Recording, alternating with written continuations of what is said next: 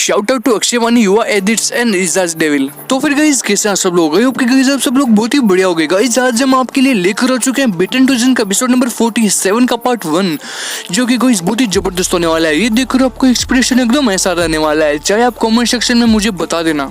क्या बात है। सो गाइस चलो शुरू करते हैं बिना किसी टाइम पास किए बिटन टू जिन का एपिसोड नंबर 47 का पार्ट 1। लेकिन गाइस उससे पहले मैं आपको बताना चाहता हूँ कि गाइस आपको नीचे रेड बटन का सब्सक्राइब नाम का बटन दिख रहा होगा, गाइस उसे दबा दो यार प्लीज। गाइस थोड़ा तो सपोर्ट दिखाओ। सो गाइस चलो शुरू करते हैं बिटन टू जिन का एपिसोड नंबर 47 का पार्ट 1। सो गाइस पिछले एपिसोड में देखा था कि जो अल्क होता है वो बोलता है कि मैं जो वेम्पायर्स का किंग है उससे लड़ना चाहता हूँ, मतलब कि मैं चेंग शान से लड़ना चाहता हूँ और मैं उसको लड़ा कर उसको हराना चाहता हूँ। अगर हम दोनों में से कोई भी जिंदा रहेगा तो वो वेम्पायर पर राज करेगा। फिर वो जो चेंग शान होता है वो रेडी हो जाता है और बोलता है कि सोच लो तुम अपनी मौत को बुलावा दे रहे हो। फिर वो जो अल्क होता है वो बोलता है कि चलो ठीक है देखा जाएगा कि कौन मरेगा, लेकिन जो दोनों में से किसी एक को तो मरना ही होगा, ये तो पक्का है, चलो आ जाओ लड़ते हैं। उसके बाद जो अल्क होता है वो अपनी सारी पावर्स का यूज करके हवा में उड़ रहा होता है और उसकी बिजलियां मतलब कि इतनी खूंखार तरीके से चमक रही होती है कि सब लोग उसी को देख रहे होते हैं। उसके बाद जितने भी लोग होते हैं वो सब लोग बोलते हैं कि अरे ये हो क्या रहा है, कोई देखो तो सही, अरे क्या सीन हो गया, ये आसमान इतना खून की तरह लाल हो गया, ऐसा लग रहा है कि यहाँ पर कोई खून की बाढ़ आ गई है। और वहाँ पर एक ऊपर ये सितारा सा कौन उड़ रहा है भाई, ये एकदम गोल्डन बंदा सा दिख रहा है जो कि बहुत ही पावरफुल लग रहा है। ये क्या सीन हो रहा है, कोई लड़ चुका है क्या यहाँ पे, क्या हो गया, कहीं ये चेंग शान तो नहीं है? हमें लगता है कि ये अल्क्यू है, क्योंकि अल्क्यू ने पिछली बार बहुत जबरदस्त तरीके से तबाही मचा दी थी। उसके बाद वो देखिए क्या बोलते हैं। फिर वहाँ पर जितने भी लोग होते हैं वो सब लोग सोच रहे हैं कि अरे यार यहाँ पे हो क्या रहा है, हमको समझ में नहीं आ रहा, कहीं पे चेंग शान कोई शॉट तो नहीं बना रहा, या कोई चेंग शान किसी से लड़ने की तैयारी थोड़ी कर रहा है। उसके बाद वहाँ पर कोई बंदा आ जाता है और सारी बात बता देता है कि वहाँ पर पैलेस में ये सब सीन हो गया। फिर वो जो जनता होती है वो सब लोग बोलते हैं कि अरे बाप रे, क्या अल्क्यू ने अवहेलना की, मतलब कि क्या अल्क्यू ने बात नहीं मानी इनकी। अब मुझे लगता है कि चेंग शान और अल्क्यू के बीच बहुत जबरदस्त तरीके से मुकाबला होने वाला है और जो कि बहुत ही जबरदस्त होगा। हमें लगता है कि हमें यहाँ से भाग जाना चाहिए, क्योंकि इन दोनों का मुकाबला तो भाई बहुत ही गॉड लेवल का मुकाबला होने वाला है। हमको लगता है यहाँ से भाग जाना चाहिए, क्योंकि यहाँ पर अब बहुत बड़ी बमबारी होने वाली है। उसके बाद वो जो बूढ़ा वेम्पायर होता है जिसके पास बहुत ही ज्यादा एक्सपीरियंस होता है, उसका साथ ही बोलता है कि आज यहाँ पर इंटरनेशनल स्कैम हो गया है, क्योंकि अल्क्यू ने मतलब कि वेम्पायर के किंग के साथ लड़ने की कोशिश की है।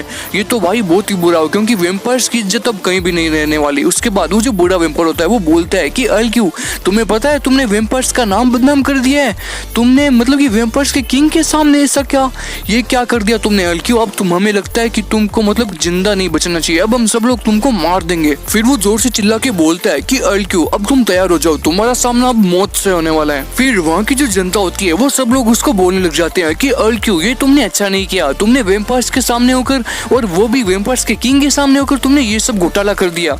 अब हमें लगता है कि तुमको जिंदा नहीं जाने दिया चाहिए, उसे मार दो। सब लोग चिल्लाने लग जाते हैं कि अल्क्यू को मार दो। फिर अल्क्यू जैसे पीछे मुड़कर देखता है कुछ तो सारी की सारी जनता उसको देखकर हैरान हो जाती है और डर जाती है, क्योंकि उसकी आंखों में जबरदस्त तरीके से खून आ रहा होता है, जिसको देखकर उसका भयानक चेहरा देखकर हर कोई डर जाता है। उसके बाद जो अल्क्यू होता है वो बोलता है कि अरे यार तुम लोग ये सब ड्रामा क्यों कर रहे हो यार, तुम यार मेरा मूड मत बिगाड़ो, और अगर मेरा मूड बिगड़ गया ना तो तुम सब लोगों को मैं जान से मार दूंगा। तुम सब लोगों को मेरी पावर का तो अंदाजा होगा ही, क्योंकि मैंने ऐसे ऐसे बड़े बड़े सिक्योरिटी गार्ड्स को तोड़ दिया है जिसको आज तक कोई वेम्पायर तोड़ नहीं पाया है, और यहाँ तक कि चेंग शान भी उसको नहीं तोड़ पाया, तो उसको मैंने तोड़ दिया, तो ये चेंग शान मेरे आगे क्या चीज है। तो तुम लोग इतना ज्यादा ड्रामा मत करो, ठीक है। उसके बाद वहाँ पर वेम्पायर्स का किंग यानी कि चेंग शान वहाँ पर आ जाता है और उसकी जो पावर्स होती है वो देखकर सब लोग डर जाते हैं। फिर लेकिन जो अल्क्यू होता है वो बिल्कुल भी नहीं डरता, क्योंकि वो उसकी ताकत का अंदाजा जानता है।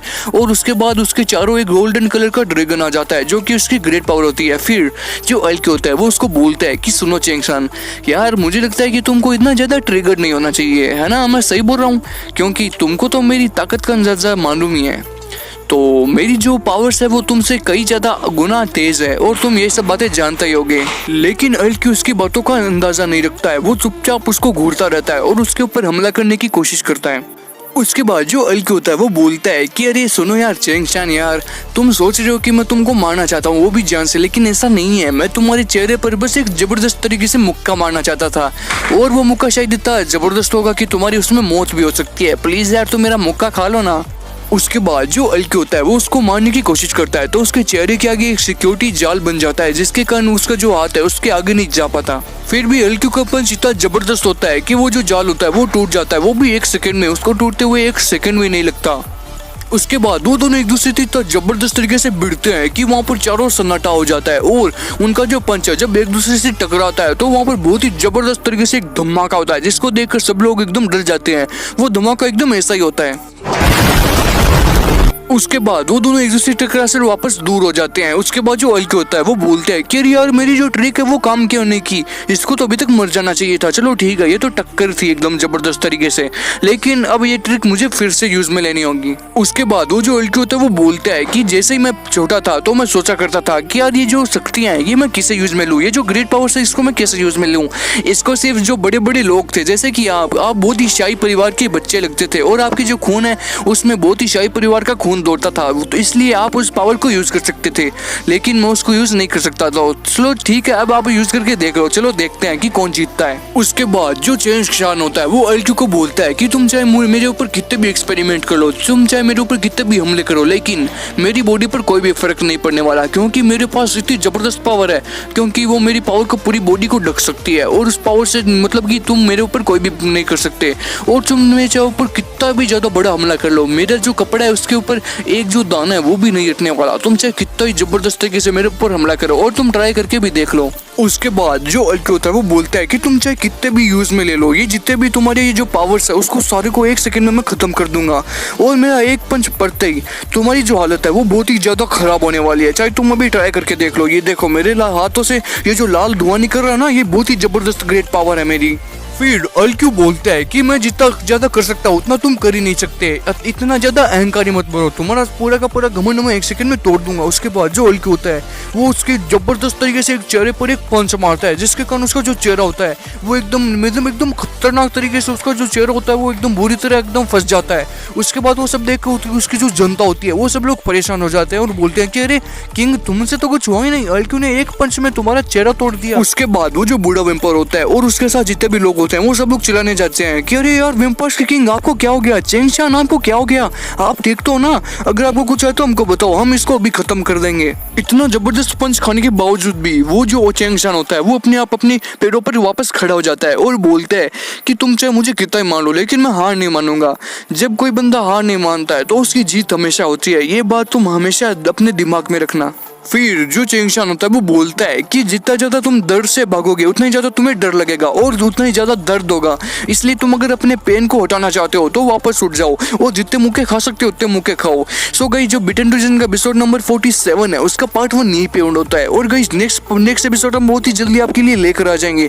बस गाइस कमेंट सेक्शन में बता दो कि वीडियो कैसा बना, वीडियो को लाइक करो और चैनल को सब्सक्राइब करो।